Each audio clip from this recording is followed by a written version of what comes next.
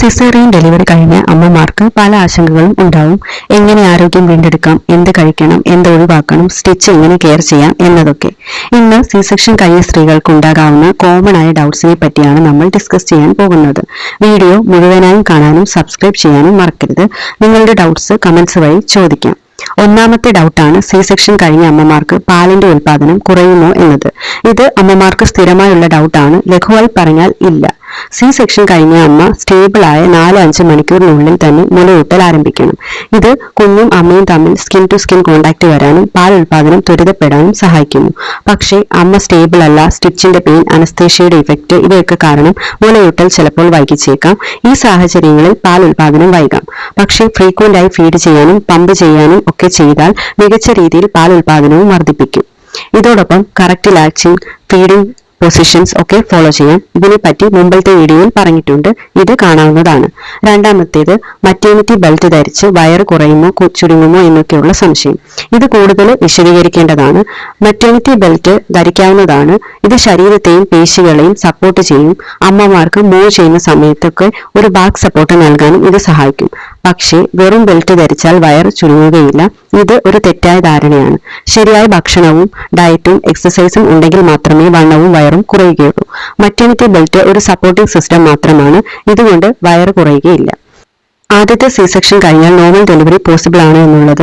C section കഴിഞ്ഞാൽ സാധാരണ പ്രസവം നടത്തുന്നതിന് വി ബാക്ക് അല്ലെങ്കിൽ വെജൈനൽ ബർത്ത് ആഫ്റ്റർ സിസേറിയൻ എന്ന് പറയുന്നു. ഇത് ഒരുപാട് സ്ത്രീകൾക്ക് സാധ്യമാണ്. പക്ഷേ ഇത് പല ഫാക്ടേഴ്സിനെയും ആശ്രയിച്ചിരിക്കും. ആദ്യത്തേത് CS ആവാനുള്ള കാരണം, ആദ്യത്തെ മുറിവിന്റെ സ്വഭാവം, ഇപ്പോഴത്തെ പ്രഗ്നൻസിയുടെ ആരോഗ്യനില ഇവയൊക്കെ നോക്കിയാണ് ഇതിനെ നമ്മൾ ഡിസൈഡ് ചെയ്യുന്നത്. അതിനാൽ ഈ വിഷയം തുടക്കത്തിൽ തന്നെ ഡോക്ടറുമായി ചർച്ച ചെയ്യാനായിട്ട് ശ്രദ്ധിക്കുക. നാലാമത്തേത് സി സെക്ഷൻ കഴിഞ്ഞ നടത്തം, സ്റ്റെയർ കയറൽ, ഭാരമെടുക്കുക, എക്സസൈസ് ഇവയൊക്കെ എപ്പോഴെന്നുള്ളത്. CS കഴിഞ്ഞ് അല്പം ചലനം അത്യാവശ്യമാണ്. ഒരുപാട് സ്ത്രീകൾക്ക് ആദ്യ 10 മുതൽ 24 മണിക്കൂറിനുള്ളിൽ ചെറിയ ദൂരങ്ങളൊക്കെ നടക്കാനായിട്ട് പറയും. ആരോഗ്യ പ്രശ്നങ്ങൾ ഇല്ലെങ്കിൽ ആദ്യം തന്നെ ചെറിയ നടത്തമൊക്കെ നടക്കാം. ഇത് ബ്ലഡ് സർക്കുലേഷൻ വർദ്ധിപ്പിക്കാനും രക്തം കട്ടി വരുന്നതൊക്കെ തടയാനും സഹായിക്കുന്നു. എന്നാൽ സ്റ്റെപ്പ് കയറുക, വെയിറ്റ് എടുക്കുക ഇവയൊക്കെ ആദ്യ 6 മുതൽ 8 ആഴ്ച വരെ ഒഴിവാക്കണം. എക്സസൈസ്, ഹെവി ലിഫ്റ്റിംഗ് ഇവയൊക്കെ 6 ആഴ്ചയ്ക്ക് പരിശോധനയ്ക്ക് ശേഷം ഡോക്ടറിന്റെ അനുമതിയോടെ മാത്രം ചെയ്യുക. ആദ്യം ചെറിയ രീതിയിലുള്ള സ്ട്രെച്ചിങ്, വാക്കിംഗ് ഒക്കെ തുടങ്ങുക. എയറോബിക്സ് പോലെയുള്ളതൊക്കെ മുറിവ് അതിന്റെ സ്ട്രെസ് നൽകാനൊക്കെ ഇടയാക്കും. ആദ്യം തന്നെ നിങ്ങൾ പഴയ ശരീരത്തിലേക്ക് പോകാനുള്ള വഴികൾ നോക്കാതെ ഇപ്പോഴത്തെ ശരീരം സ്ട്രെങ്തൻ ചെയ്യാനും റിക്കവറി ടൈം കൊടുക്കാനും ശ്രദ്ധിക്കുക. അഞ്ചാമത്തേത് സ്റ്റിച്ച് എങ്ങനെ കെയർ ചെയ്യാമെന്നുള്ളത്.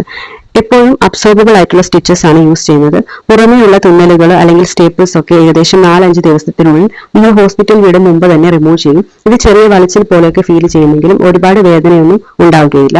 ഒരുപാട് പെയിൻഫുളുമല്ല. സ്റ്റിച്ച് ചെയ്ത ഭാഗം ആദ്യ ആഴ്ചകളിൽ മുറിവിന്റെ ഓയിൻമെന്റ് തന്നത് അപ്ലൈ ചെയ്യുക. എയർ കയറാനായി അനുവദിക്കുക. കുറച്ചുനേരം ഓപ്പൺ ആയി ഒക്കെ വെക്കുക. ലൂസായ വസ്ത്രങ്ങൾ ധരിക്കുക. നിങ്ങൾ ബെൽറ്റ് അല്ലെങ്കിൽ തുണിയൊക്കെ കെട്ടുന്നുണ്ടെങ്കിൽ ആ ഭാഗത്ത് അധികം പ്രഷർ കൊടുക്കാത്ത രീതിയിൽ ഇത് ഉപയോഗിക്കുക.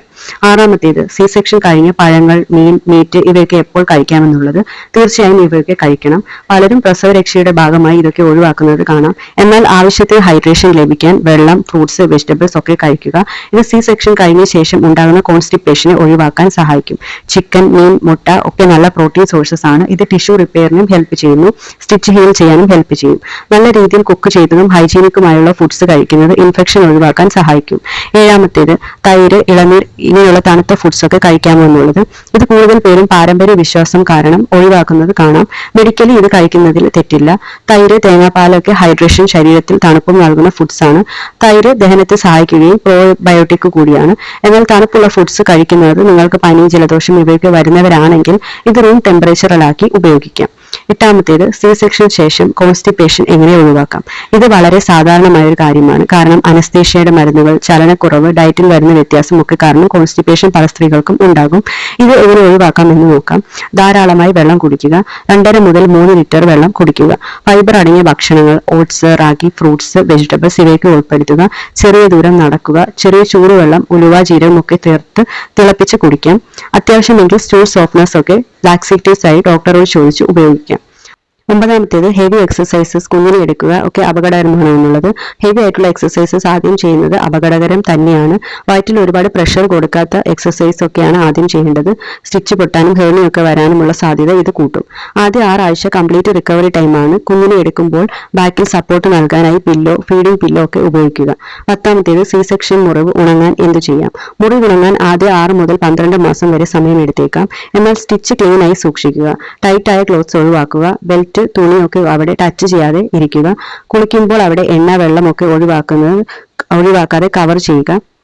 സി സെക്ഷൻ മുറിവ് ഉണങ്ങാൻ എന്ത് ചെയ്യാം. മുറിവ് ഉണങ്ങാൻ 6 മുതൽ 12 മാസം വരെയൊക്കെ സമയമെടുക്കും. എന്നാൽ സ്റ്റിച്ച് ക്ലീനായി സൂക്ഷിക്കുക. ടൈറ്റായ ക്ലോത്ത്സ് ഒഴിവാക്കുക. ബെൽറ്റ്, തുണിയൊക്കെ ഉപയോഗിക്കുകയാണെങ്കിൽ അവിടെ ടച്ച് ചെയ്യാതെ ശ്രദ്ധിക്കുക. കുളിക്കുമ്പോൾ അവിടെ എണ്ണ, വെള്ളമൊക്കെ വീഴാതെ കവർ ചെയ്യാൻ ശ്രദ്ധിക്കുക. മുറിവിനുള്ള ഓയിൻമെന്റ് ശരിയായി ഉപയോഗിക്കുക. കുറച്ച് സമയം മുറിവ് ഓപ്പൺ ആക്കി വെക്കുക.